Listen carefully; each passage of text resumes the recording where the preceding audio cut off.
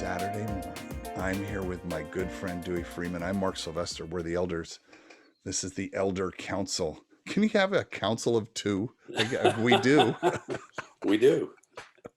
A dyad, an elder dyad. Oh, is that what? Oh, see, now your education is showing, Dr. Freeman. I'm very educated. I'm way educated, way too educated. It is. People are. I don't know when people are going to listen to this, but it is. It's the middle of the summer. I'm in Santa Barbara. You're in Colorado.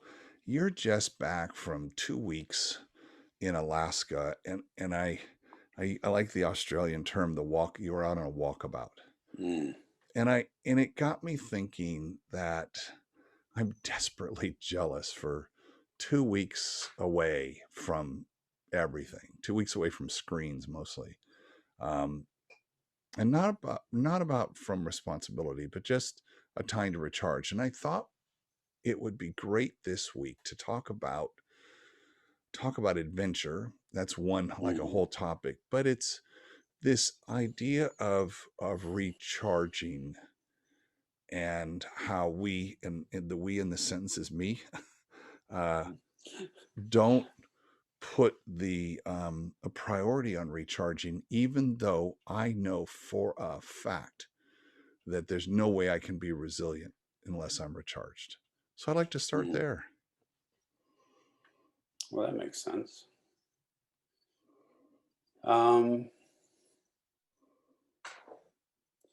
I think you might be asking me whether I got recharged.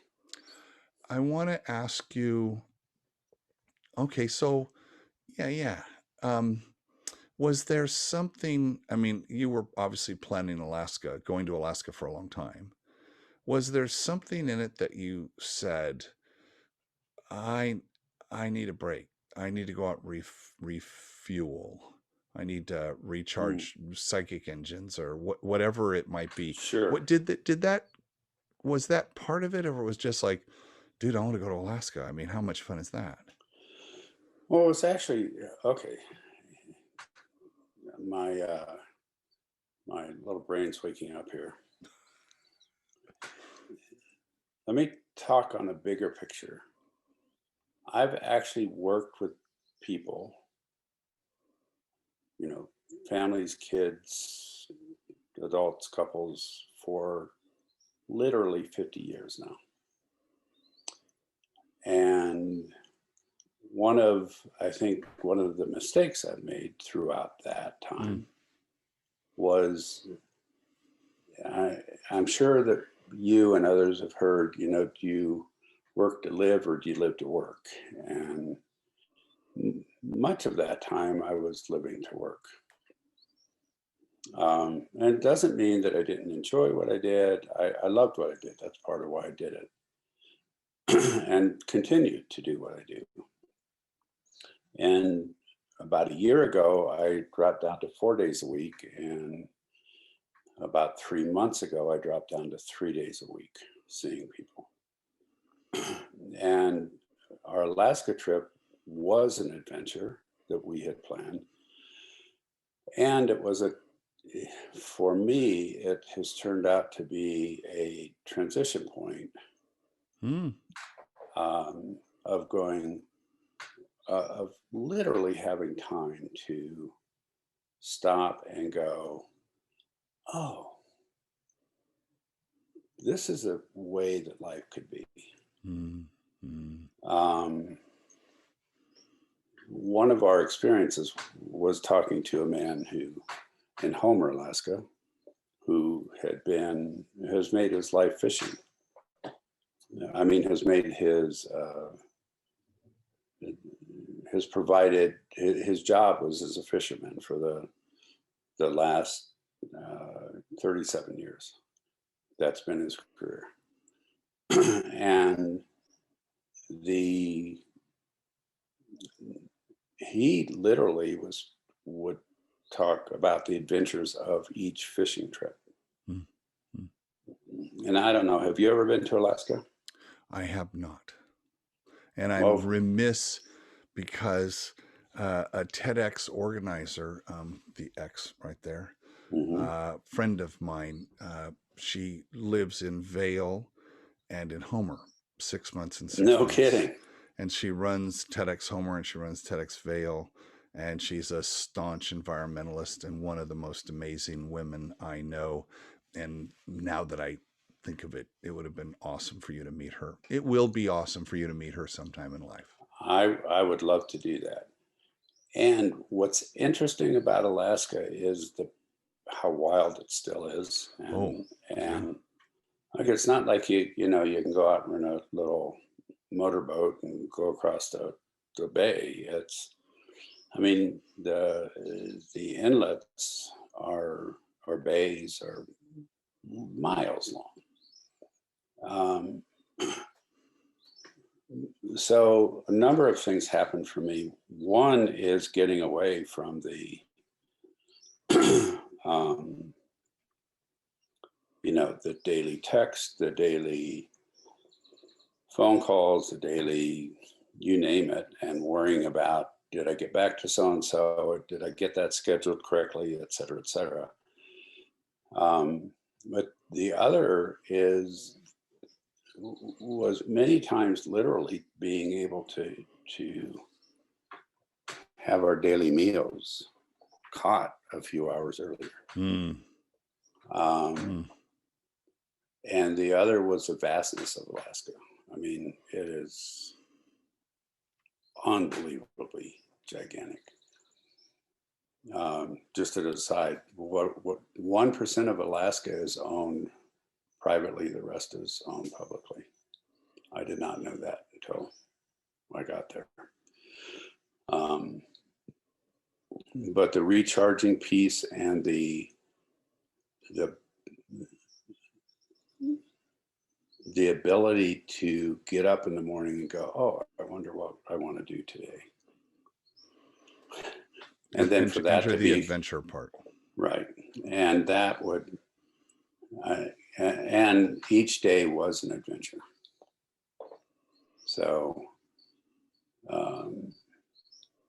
so the recharging part of that was literally the part of, like I'm like visualizing, a part of it was the environment.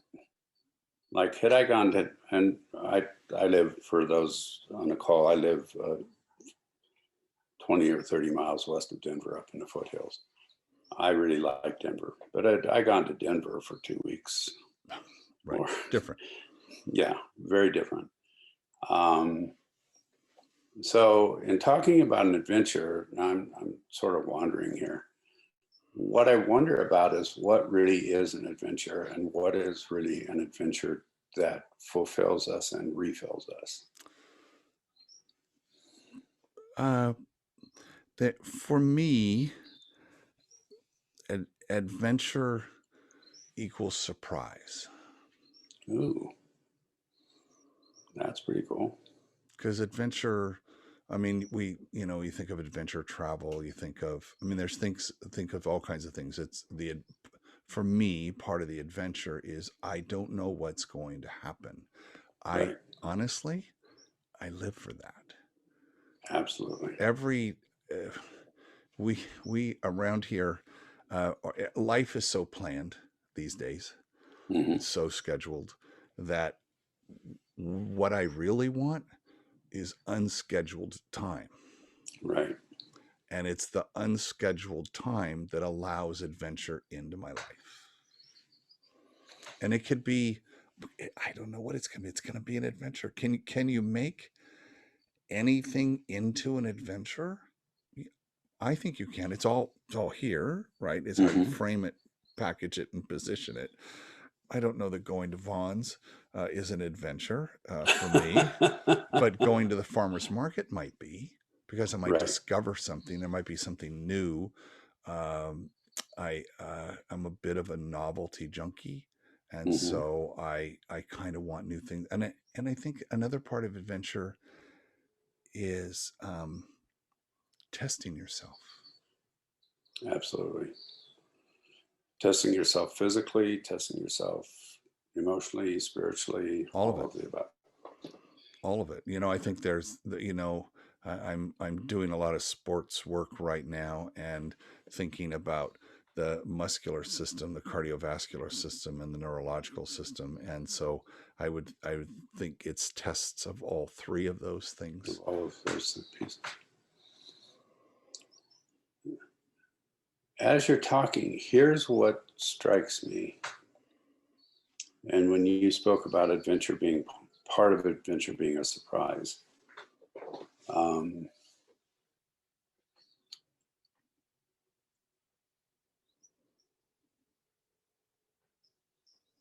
part of an adventure for me, and this is a bit oxymoronic, is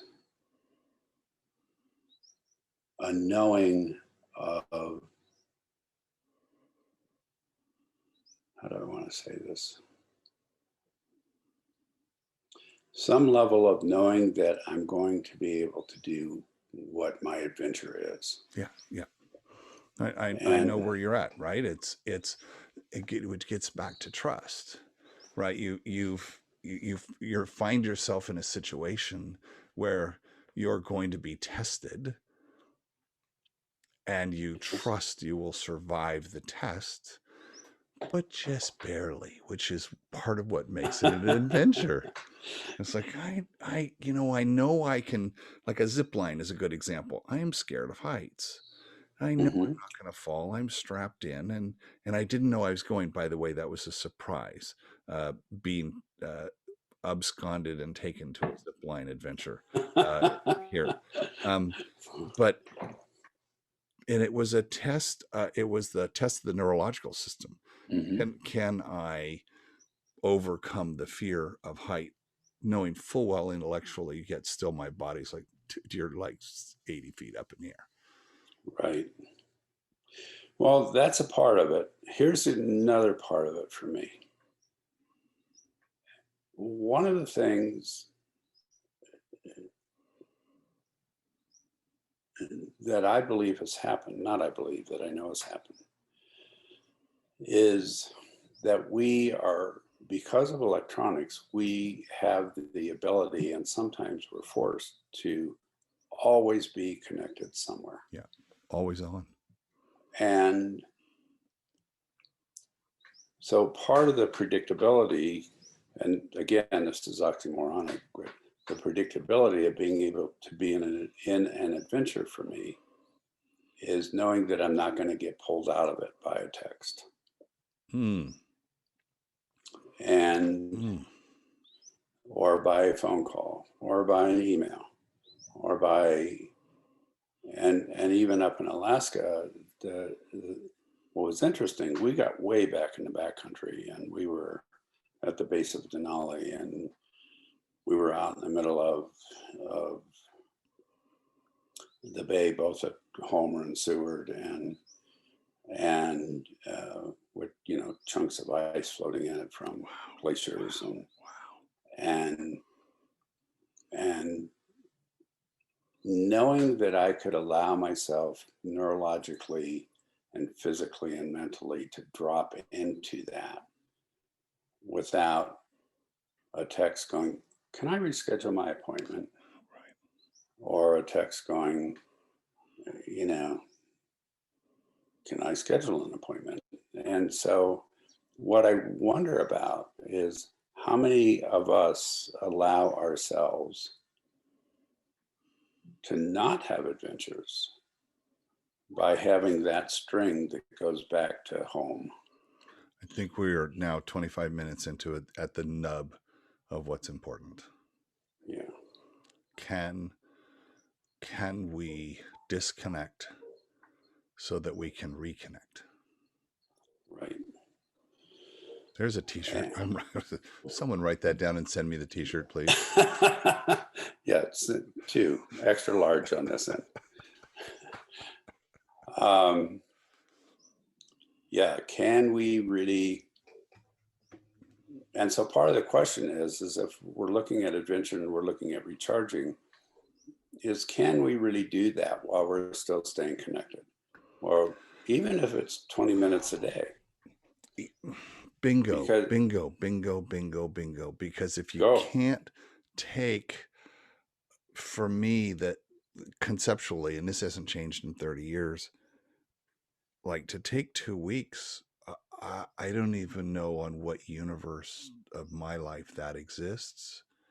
So I'm looking for the 20-minute that I think for me, it's like, can I grab a little bigger chunk? Can I take 2 hours and turn it off and be super okay with Hmm. turning it off? And I think in the last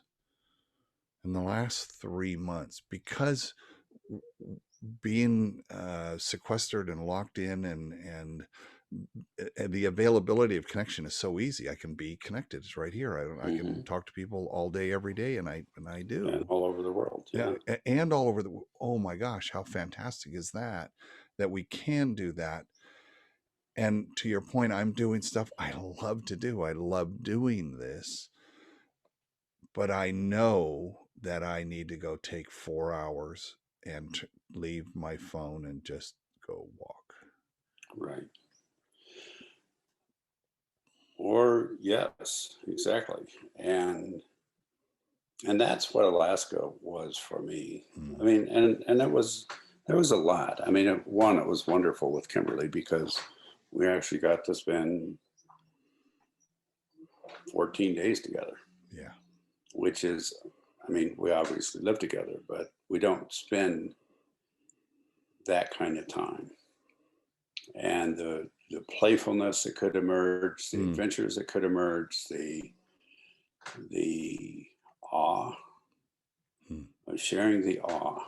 That's I hadn't actually thought of this in this way, but sharing the awe of of one place we were was a um, small little town that you go across the bay from Homer.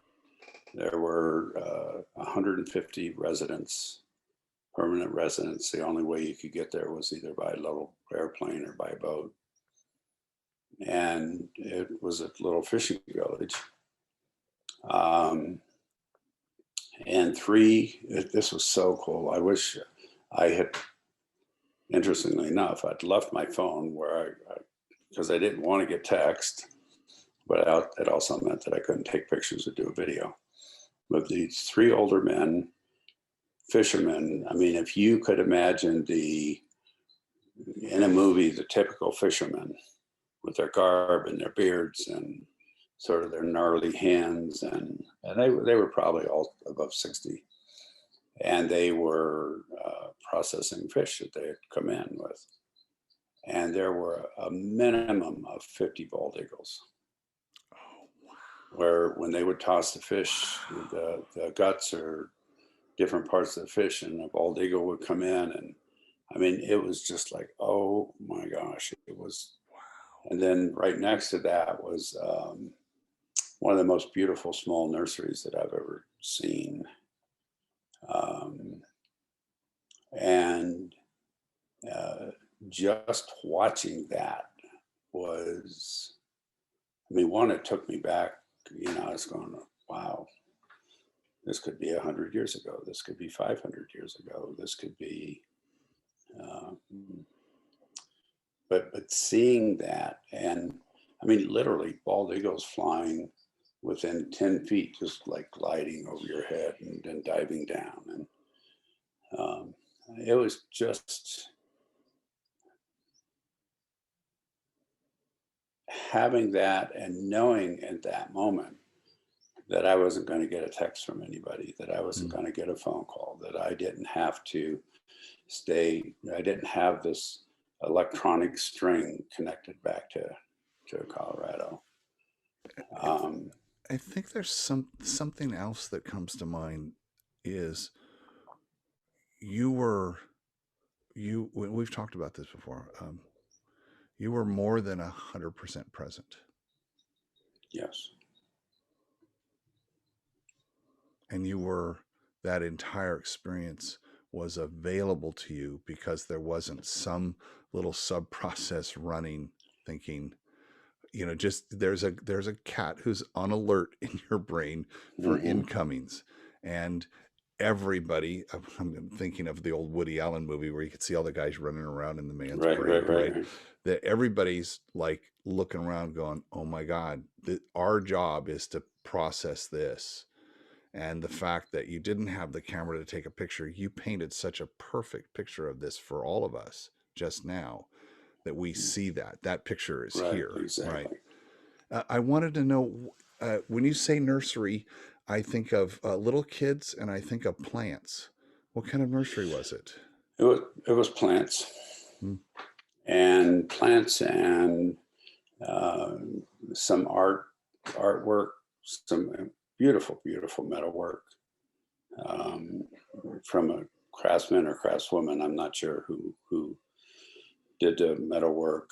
Um, and then right next to it, they were actually building a boat from scratch with bending the ribs going into the boat. I could have sat Um, for hours and watched that. well, we You did, did.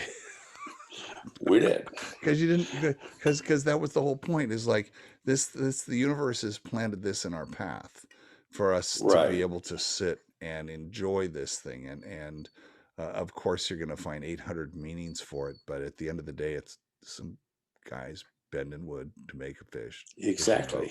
And a 6 foot wingspan eagle gliding by. 6 foot. Oh yeah, eagles are like Wow. gigantic. Wow. Wow. And and then two or three of them up in a tree, like messing with each other and fighting over a fish that someone brought up, and then coming in, and you'll see them gliding. Then their wings will go back, and they'll just dive, and you can hear them dive. It's like a phew. So um, so I do think that a lot of adventures can take place in a lot of different ways. What I wonder about is particularly if we're wanting to be um, recharged, I wonder how much of those adventures really need to be nature based. Um, and that's a question. I'm not saying that that's the Yeah. only way. But what I can say is this is one of the few trips that, and I think it might be the only trip I've ever taken, that I got home and felt. Many trips I take, I go, wow, I need to come home and rest because the traveling was so exhausting or whatever. And that was not the case here. Um, I know Grandmaster says to us as we advance in belts, he talks about practicing stillness mm, and what we're the higher goal of the art is to achieve stillness. And I think it is when we are when you're aware of your stillness, you're really sitting in your power more than at any other time, because you can feel like that nuclear energy, right? mhm, mhm, You're quiet enough to hear it in yourself. right.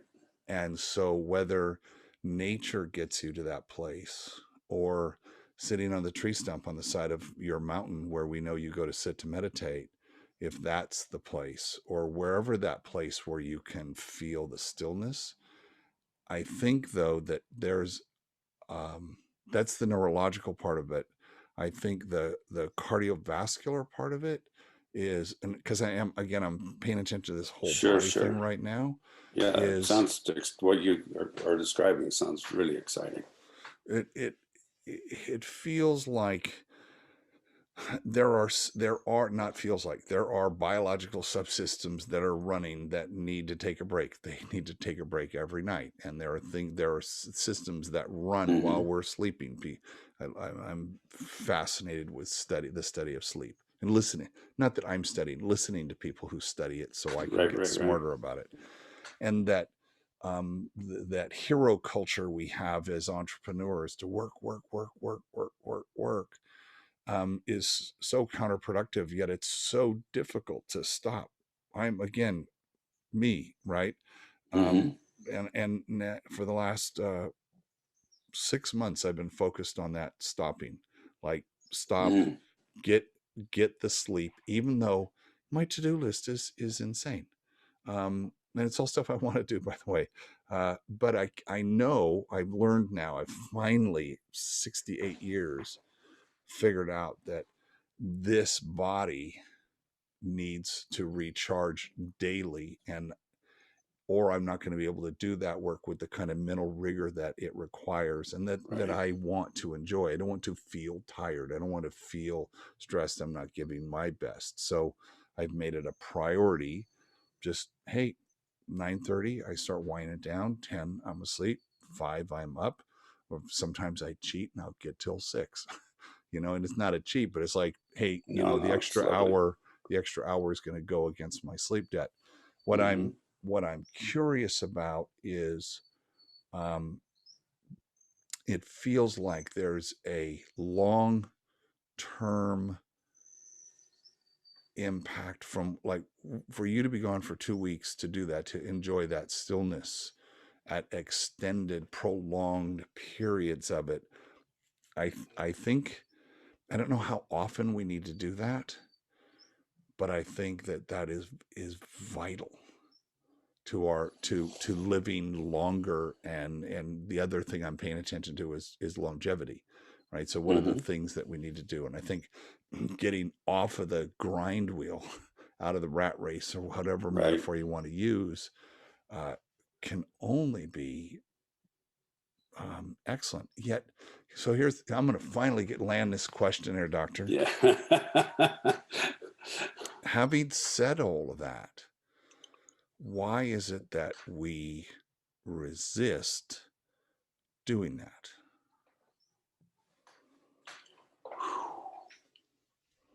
I knew I'd get to the question there. That was a good one.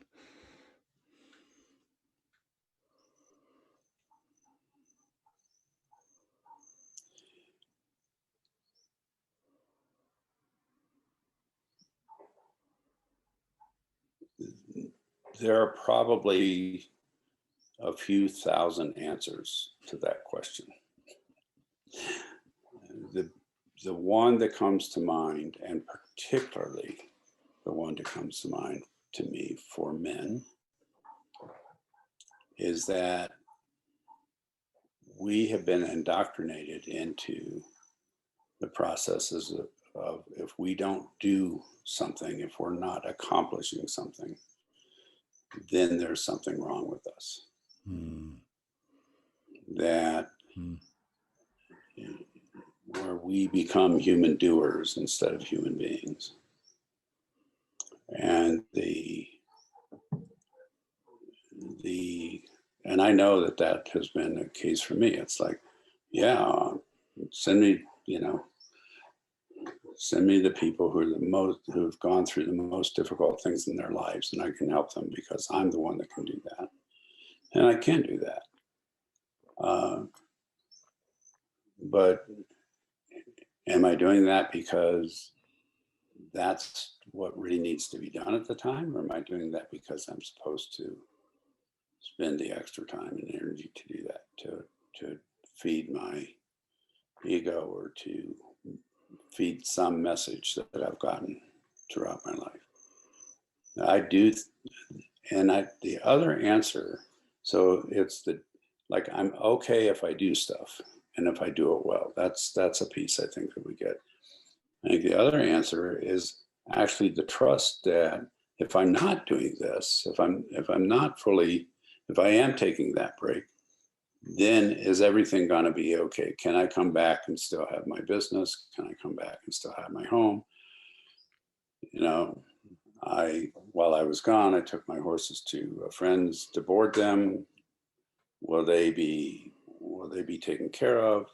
So we're also coming back to that whole trust piece. And Every show. every show. You're part of what you're talking about is I don't know if it's I'm a guy, so I'm going to look at it from a male point of view, is we're goal oriented, Right.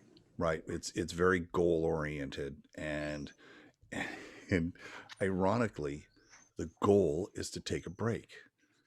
Did I achieve the goal? Yes, I took a break. I achieved the Yes. goal. So even in that instance, and I don't, I don't, I like having targets. I mean, I live my life by having small little wins and small little rewards. Hmm. Like I'm going to get through the day because um, a new show I know I've been waiting for 2 months for them to come back. Ted Lasso, for instance, Hmm. dropped last night. I was very excited, and I was like, I want to get all my work, all my the commitments I've made to other people for things, and including myself, done, so I can watch that guilt free.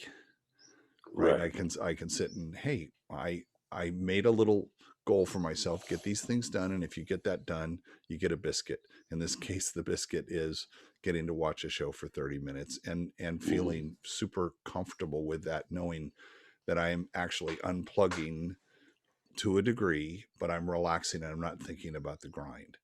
And I Right. think life is, for me, a series of those interconnected little things. But it's the, and I have to figure out a way to do this. It's going to be okay if you push the big pause button on this so you can go do that. Right. What what do you need to know that it's okay to push that big pause button? If I said to you, Mark, what are the three things that you need to know?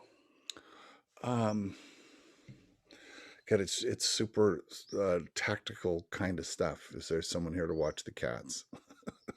I mean, but Yes. right, but in as soon as I do that, I go through that and I go, dude, you've you've done this a million times. I'm thinking about when we got married, 17, 18, whatever, how many years ago. Now I'm in trouble because I don't Yeah, remember the don't. exact years. No, it was 15 years ago.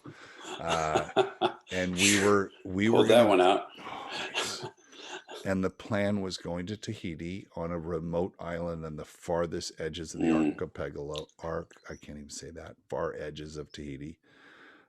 It was epic. We are going to be gone for 2 weeks. There's no self service, no nothing, and perfect. we were in a startup. We were raising money, and we were waiting on a big check to come in that was going to make payroll, and it was like all of this stuff. It's like, no, we're getting married, and we're going to do it, and we'll trust the universe will take care of Right. us. Um, but man, that was a trust test. And we came back, and in fact, yes, and but trust is, and a saying came back to me just as I was saying that, was, does God let the birds go hungry? Mm, Uh-uh. So why do you think he's going to let you go hungry? right. And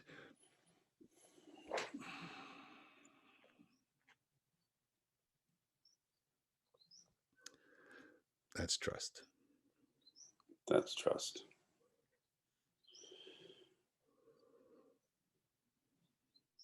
What else do we to take the breaks that we need? Since this is sort of the direction we're going, what else do we need to trust? What do you need to trust? What do I need to trust? What do what do we need to trust to take that break? I th- I think you need to trust. There's an internal aspect of that, and that's here, right? You can Hmm. like trust. I think you need to trust um, those around you and trust the systems that you exist inside of, right? The ecosystem you've created, whatever that Right, is. right. Trust that they've got your back, It's like I want my partner, but my life partner and my business partner to say, my business partner say, got your back, get out of here, don't worry about it, I got it. And that would Right. be all I need to hear, and I would go, yep, I know, he's got it. And Yep. whatever happens, it'll get taken care of. So I think that's what it is. It's it's kind of interesting just to say, can I, because we're playing, this is all happening in real time, which is why we're talking about it. Right. We're going to, our comedy troupe is going on the road. Really? Yeah, we're going to go do a show in Monterey at the end of August. And How cool is anybody in that? the nation who lives in Monterey, come see us. And we're going to take the opportunity because we're going to be close to the grandkids up in Marin to peel off a few days to go see them. And Kimberly is like, we haven't any us time in forever. So we love being in Carmel. So let's peel off a couple days for being in Carmel. But then it's like, geez, we're gone for 5 days. How are we going to manage that? Like, we're planning now to do that. And that shouldn't be hard. You just, hey, yeah, well, see, we're fine. And I just don't live that life. And I'm guessing the people who are listening probably have challenges in that as well. Yeah. Can we trust that what we hold dear will be cared for when we're gone, and will be there when we return? Is it, is the reason we even ask that question because at our core, we're very responsible? If we were irresponsible, we didn't give a fuck. Fine, we're gone. Whatever. Yeah, okay, whatever. Right. Doesn't matter. So is part of this the fact that this is a byproduct of responsibility? I think it's that. I would agree with that. I also think it's a choice of a lifestyle. Because I have friends who basically, and probably some people in the nation, basically live out of a van or an RV, and they work here and there enough to sustain themselves, and they work that out, and they're wonderful, wonderful people. And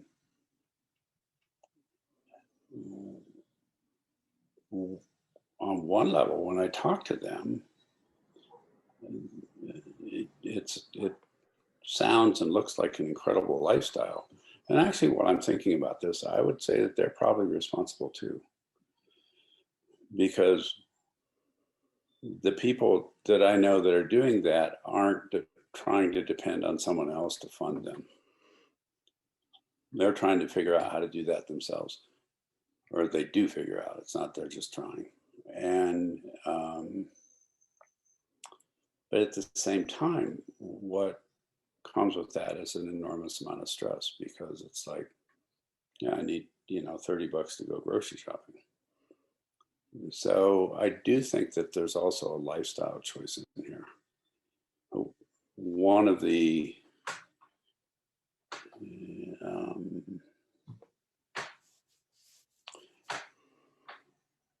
one of the things I wonder, as I'm sort of rambling here, one of the things I wonder is it a false narrative that if we leave, everything will fall apart? Yes. And are we able to allow ourselves to not be all of that, so to speak? I don't know why the word not, when you said not, I finished the sentence, give a fuck.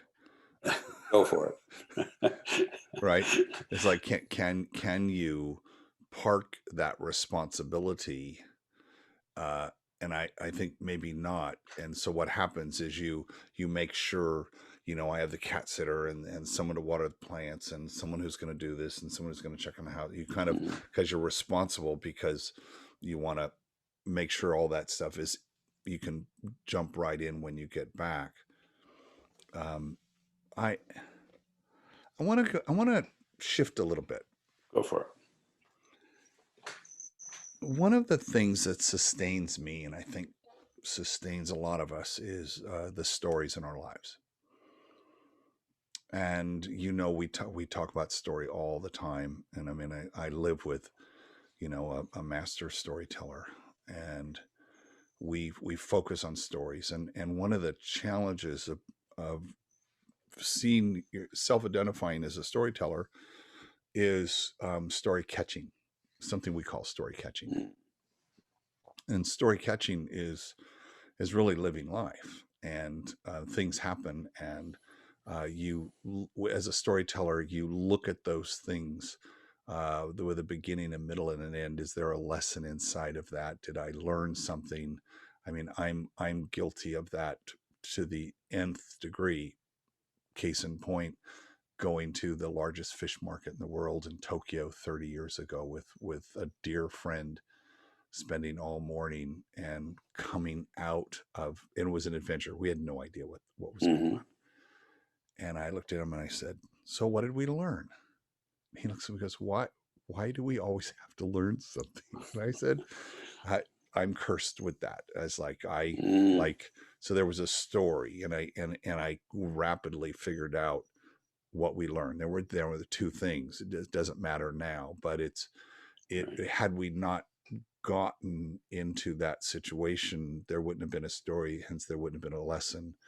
And I think that being able to go to Alaska, you put yourself in the position to catch a lot of stories that you'll be able to use as the bones around which to build lessons that are going to help for the next 20 years of your life, to be able to say, let me tell you about a fishing village, let me tell you about the birds, and you'll be able to teach us something and use that story to enclose the lesson. And I think that it's been my experience, and it's our life's work, to find how do we wrap stories around ideas, because we want to influence people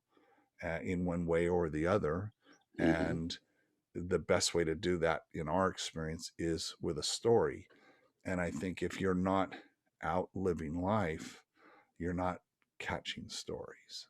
So that was more of a statement than a question, but I'll just say the No, question would be. I love that. So when you're talking about, I'd love the term story catcher. Will you define that a little bit more? Because when you first said that word, what went through my mind was, oh, listening. And I'm sure that's part of it. But as you were talking, it's more than that. It clearly it's more than that. It is. It's being present. It's being hyper present, and it is the. You're not story catching while the story's happening, because then you're not being present. You're not being present. Right. It is, and what happens with us is we're constant. When I say us, my wife and I, we're going to do a presentation. We're going to do it. We're going to do a talk. Whatever it is that we're going to do. The rule around here: you start with a story. You always start with a story. Absolutely. What's the story? Give me the story. So we're constantly like, okay, I've got to go do this. What's the story? And then one of us will say to the other, well, what's the lesson you need to? What's the intent? What are you designing this talk around, or what are you trying to get done? Okay, so what is a recent experience you had that you could tell, so that it leads you into a nice transition into the big idea that you want to portray. Right. So we literally do this all the time. we're like, well, what happened? Can we turn that little mistaken thing that happened into a story? Could we turn an improv class into a story? Can we turn anything? And as it turns out, you can. You absolutely can, especially if there was struggle, because if there's no struggle, there's no story. So Right. some struggle in that thing, it's either an internal struggle or an external struggle. And if you're not out living life, you're not catching stories to continue to live your life.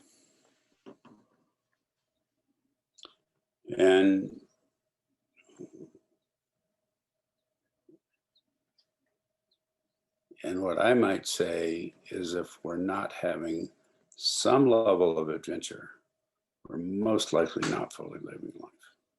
Amen. On that note, Mr. Freeman, that was such a perfect button. Thank you so much. Thank you. I want to hear from people who've listened to this. Tell us about an adventure. Yeah, that would be wonderful. I would ask the same thing. So we'll double ask that, and let's see what adventures we get to experience with other people.